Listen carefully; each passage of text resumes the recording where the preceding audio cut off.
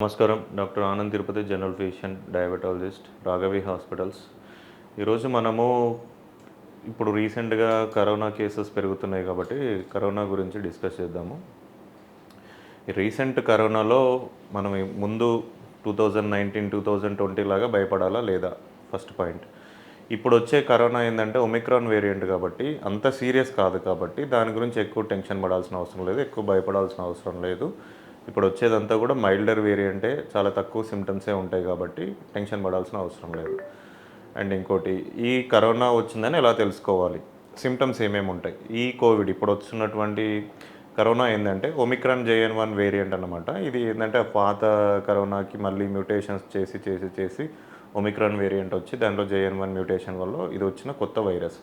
ఈ వైరస్‌లో సిమ్టమ్స్ ఏమేమి ఉంటాయి?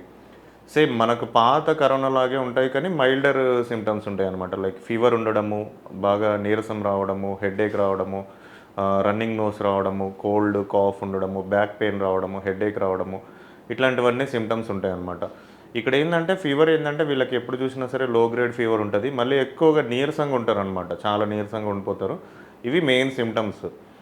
ఎందుకంటే మనం ఇప్పుడు ఎప్పుడైతే ఎక్కువ మంది క్రౌడెడ్ ప్లేసెస్‌లోకి వెళ్ళినప్పుడు, ట్రావెలింగ్ చేసినప్పుడు ఈ వేరియంట్ కామన్‌గా స్ప్రెడ్ అయ్యే ఛాన్స్ ఉంటది. ఇది ఎలా స్ప్రెడ్ అవుతది అనుకుంటే, కామన్‌గా ఎయిర్ బోర్న్ అన్నమాట. ఎవరైనా సరే మనం మాట్లాడుతున్నప్పుడు రెస్పిరేటరీ నుంచి వచ్చేస్తా ఉంటది. ఎయిర్‌లో ఉంటది.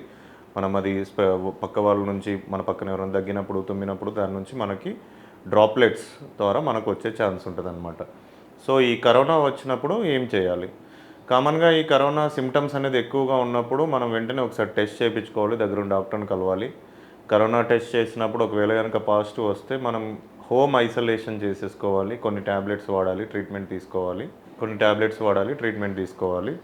దానివల్ల కరోనా తగ్గుతది. కానీ ఇప్పుడైతే ఎవరికైనా సరే భయపడాల్సిన విషయం ఏందంటే, ఎవరైనా సరే కొంచెం ఓల్డ్ ఏజ్ పీపుల్ గానీ, కిడ్నీ డిసీజ్ ఉన్న వాళ్ళు గానీ, లివర్ డిసీజ్ ఉన్న వాళ్ళకి గానీ సాచురేషన్ లెవెల్స్ తగ్గిపోతూ ఉంటాయి. ఎప్పుడైతే ఆక్సిజన్ లెవెల్స్ మన బాడీలో తగ్గుతున్నాయంటో, ఆ టైంలో కంపల్సరీగా అడ్మిషన్ అవ్వాల్సి ఉంటది. వాళ్ళకి ఆక్సిజన్ రిక్వైర్మెంట్ ఉంటదనమాట. ఇంకా కొంతమంది హార్ట్ డిసీజ్ ఉన్నవాళ్ళు, లేకుంటే లంగ్ డిసీజెస్ ఉన్నవాళ్ళు మాత్రం చాలా జాగ్రత్తగా ఉండాలి.